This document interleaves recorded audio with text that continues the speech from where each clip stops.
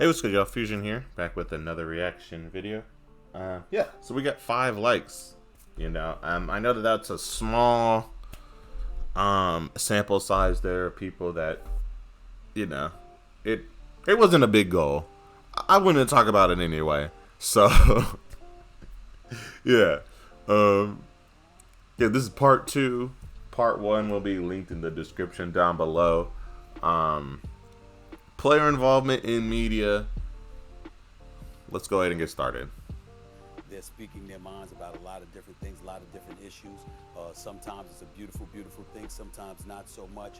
But overall, your thoughts, whether it's the Draymond Green's one, I'm not asking you to highlight a player, but just guys having media platforms and venturing into that lane, particularly while they're participants as players in the National Basketball Association. So they were just talking about podcasts and players with podcasts, especially during the season. Personally, I think it's interesting. I think it adds more to a player. I think that Draymond Green got a lot of better looks because of his podcast than I think people would have cared about. I do think that it also adds a personality. Of course, like we already knew that Draymond Green had some sort of has a personality. It's definitely a strong one. He's an irritant on the court. He is one of those guys. His role is to piss people off, get rebounds, and pass the ball, and then get the fuck out the way. That has been his role, and I like hearing him speak about even past that. Because if you ever listen to his podcast on the Draymond Green show, if I'm not mistaken, um, during the season, he goes into depth on what happens and what happened during that game. And you get to hear his basketball mind and show the real reason why he is on that team. And I think that's dope. There's another one I do enjoy, the podcast P. I really like the podcast P. That Paul George podcast is great. You get to learn a lot about the player outside of the game. And I think that is very unique with basketball because in football, I guess you can really just figure out like their number or how they look or whatever. But in basketball, you see their face. If you sit courtside, you can hear them speak. They'll come up to you. It's a smaller enclosed space, so I feel like there's a more intimacy there. And I feel like basketball not only is about the sport, but also about the personality. And I think if you have a personality, people will tend to like you more. Of course, in all sports, but I think you can actually see who you are rooting for in basketball. And I think that makes it an interesting dynamic. Jeff Teague's podcast. I always thought that Jeff Teague was cool, but that nigga's funny. That podcast is funny. Y'all need to go follow Jeff Teague's podcast. That is hilarious. Because you get to see someone who is not quite the star as Paul George or the star, quote unquote, as Draymond. But you get to see a top tier role player. Someone who, at his peak, was hooping. But you get to see how he speaks about the league. And I think that's interesting. Who else has a podcast that's an active player right now?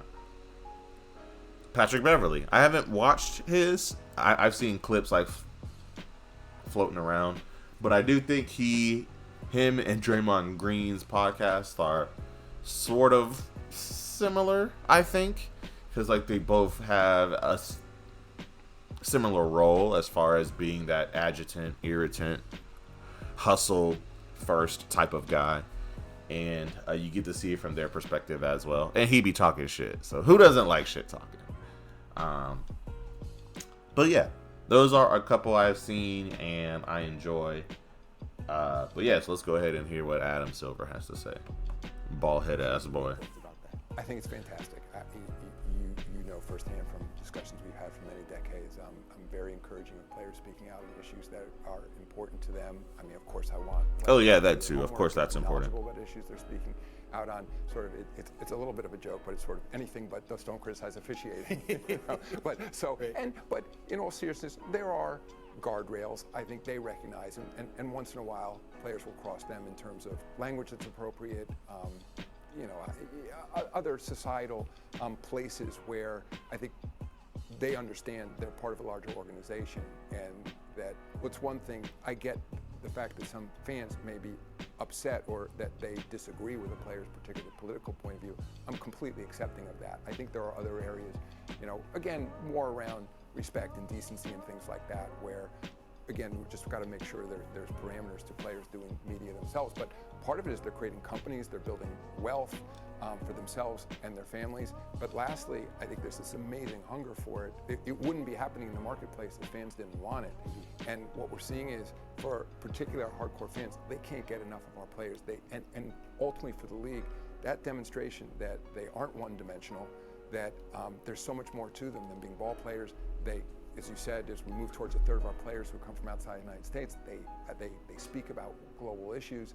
They have interests in whether it's fashion, food, you know, watches, whatever it is that fascinates people.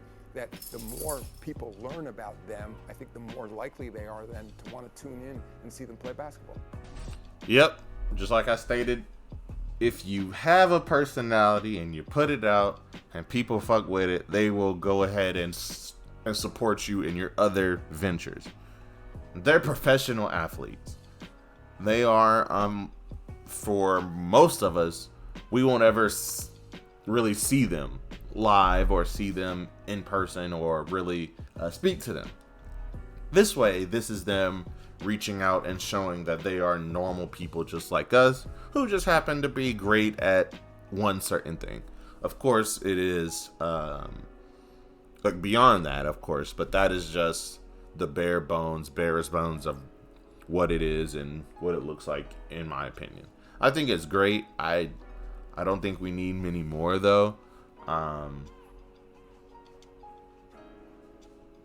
Would the shop be considered a